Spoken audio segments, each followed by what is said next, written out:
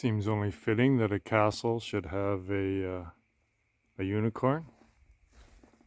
So it's such a perfect day, and everything, even that truck right there, is so gorgeous.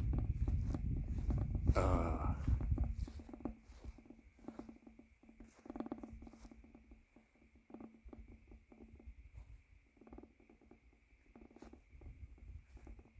yeah. So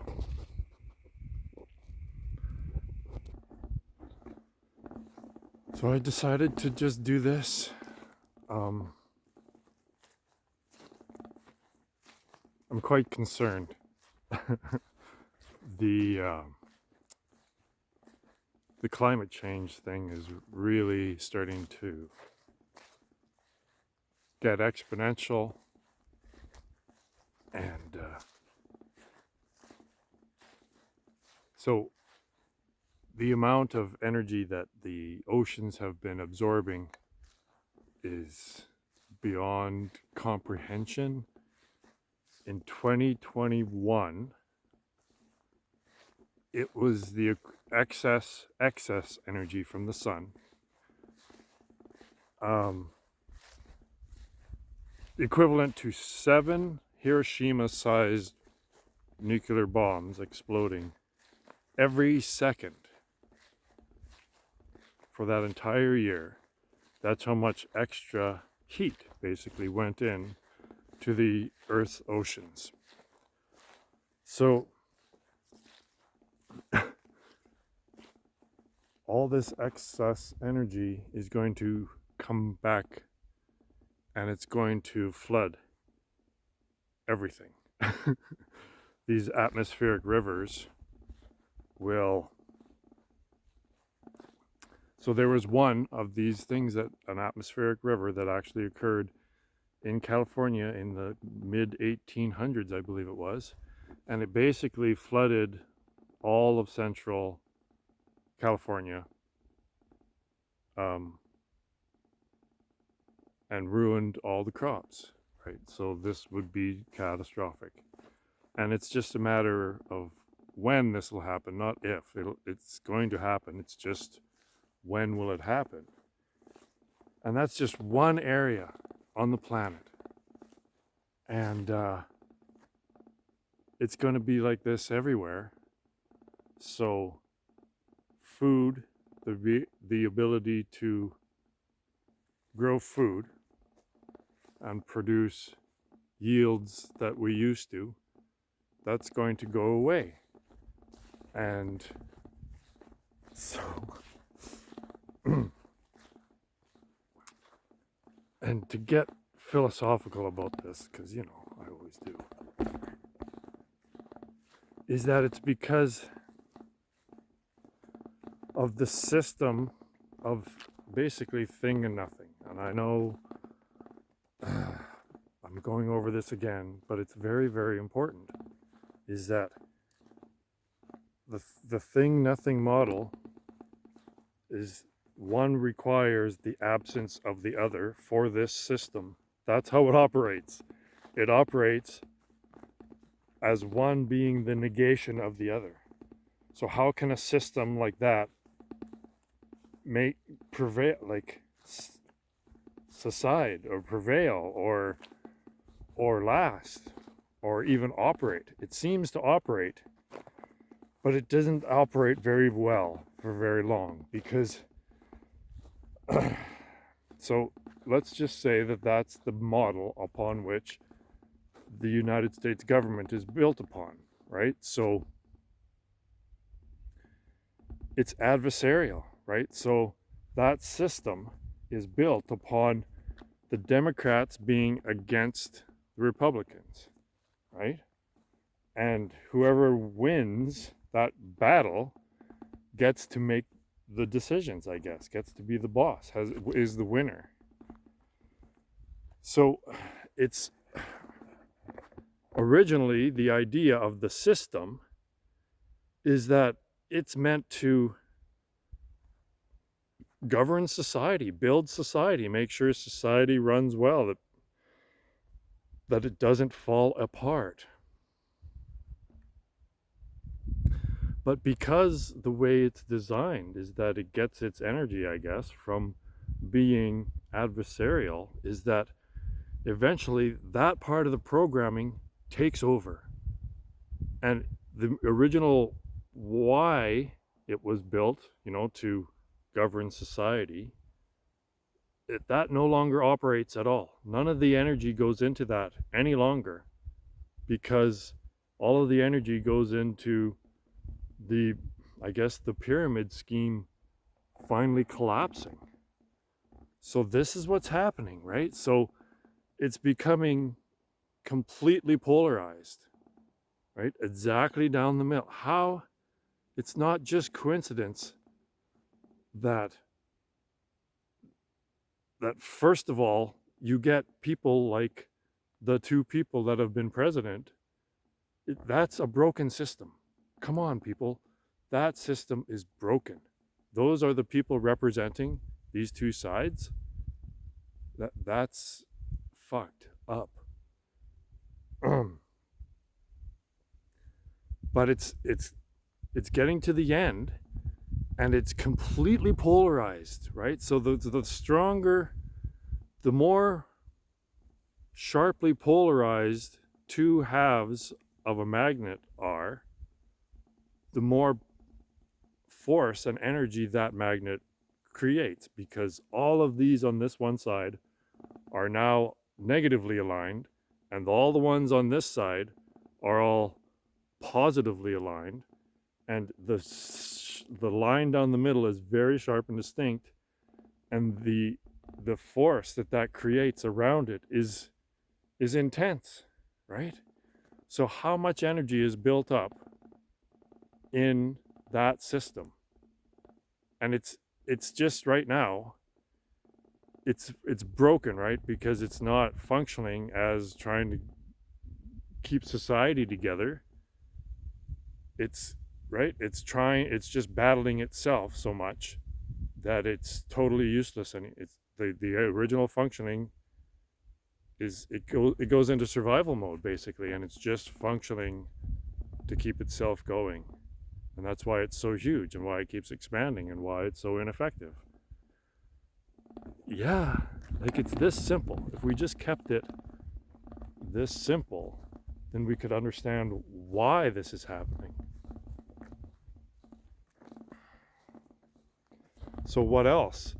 The legal system, right? The legal system is also the prosecution against the defense.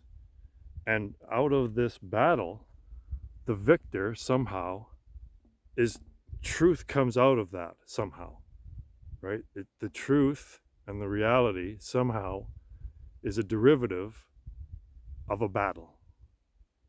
Well, I'm not sure about that. So how well is the legal system operating? It seems to not be operating. So again, this is in the United States, especially, is that this is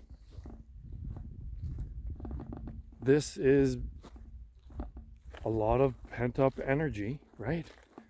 And then you add to the fact that, so what else is falling apart? Well, the monetary system, right? These are all, and the climate, like these are all converging into a singularity. And this is it. Like, so yeah, 2024 is when this El Nino, there was a recent study done, and there's like a 67% chance that it's going to be in the top 3 strongest El Ninos ever. And I've experienced 2 of those. 1998, my son was born in that year, and there was no snow in Saskatoon, Saskatchewan at Christmas. And then 2015, that was the other strong one that I experienced. I was a wildland firefighter in Saskatchewan, and it was our record year. The biggest, the most intense fire year ever. Boy, did I have a learning curve there. So, already, 2023 was the world's hottest year on record. And that was during a La Nina phase, which means that the ocean's temperatures are cooler than average. And so when this one happens, so 2023 also is the year where the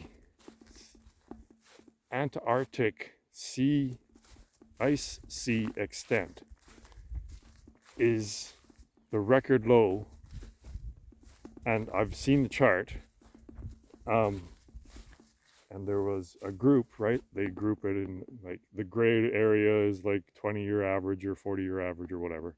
So there was that, and then there was one year that was an anomaly, like it was sticking quite a bit down from that gray average.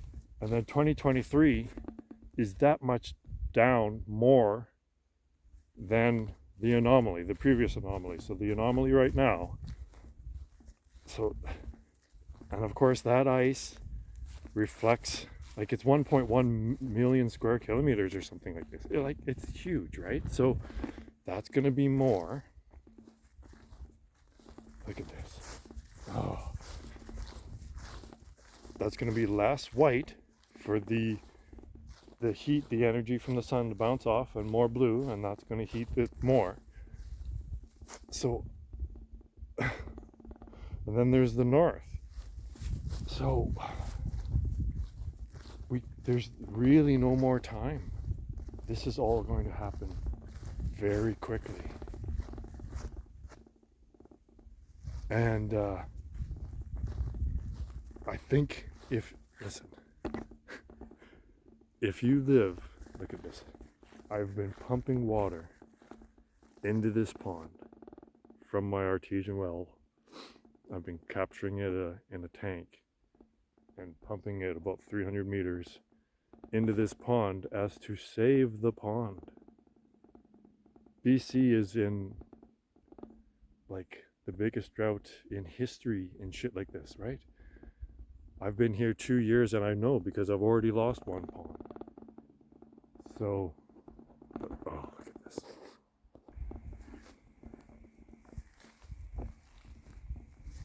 Yeah, I'd like to keep this. It's kind of nice. And I think that's where a fountain's going to go. So, back to the doom and the gloom and the reality check here is that if you're in the this is going to blow, and it's going to blow. There's only going to be more food inflation. There's no way that food yields are going to be increasing ever. They're just going to continue to decrease because all of that, the dry places will become drier, and the wet places will become wetter in a big way. Think of all that energy that's gone into the oceans, and it needs to come out as basically rain. So inflation will never go down, and there's no way that the government's going to be able to keep paying this debt.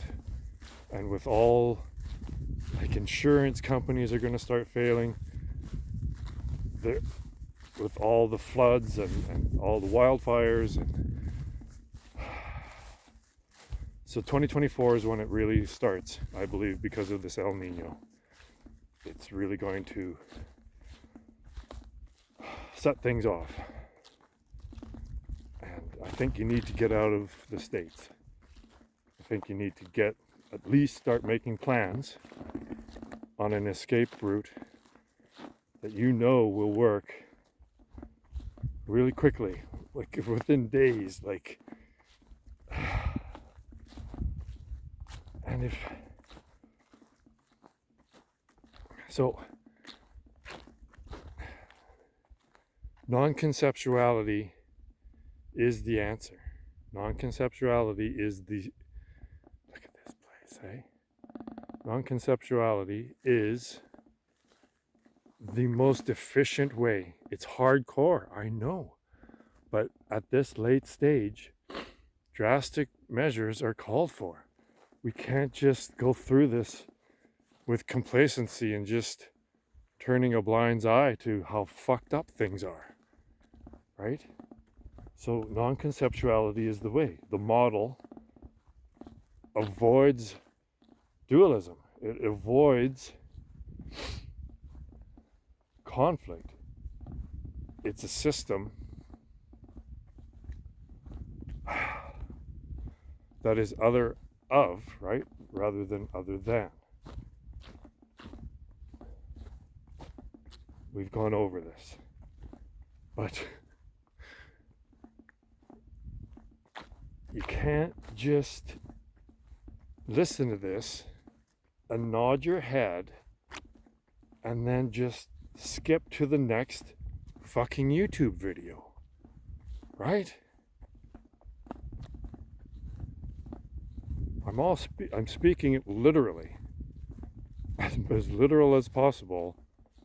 Hell is approaching because this is all collapsing, and the climate will never go back. It just keeps getting worse and worse and worse from now.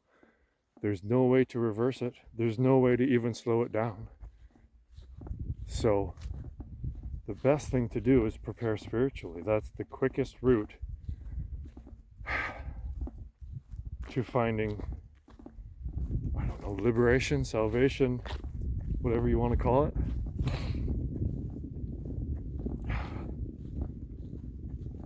And we have to be objective here. We have to be able to ditch everything,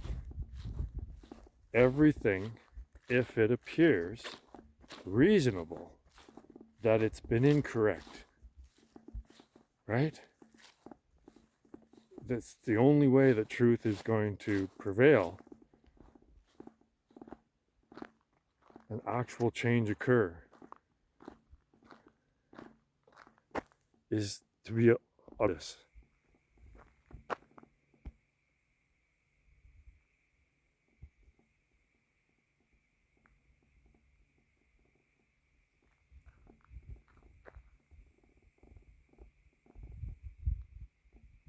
Hi, Kitsy.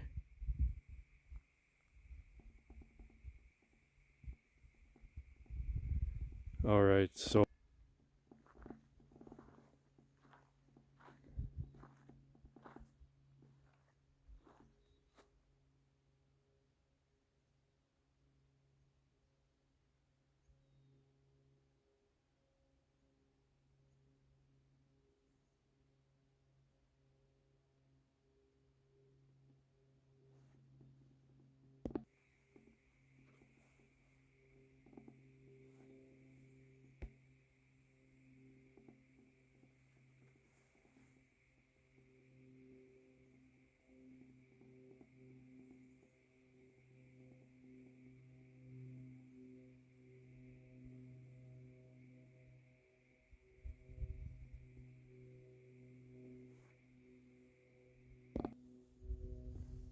yeah, so there you have it. The end of the world.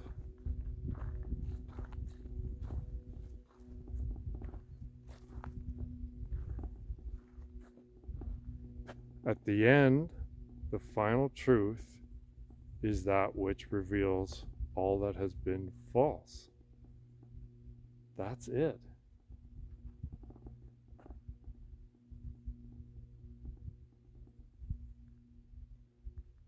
Can we be honest enough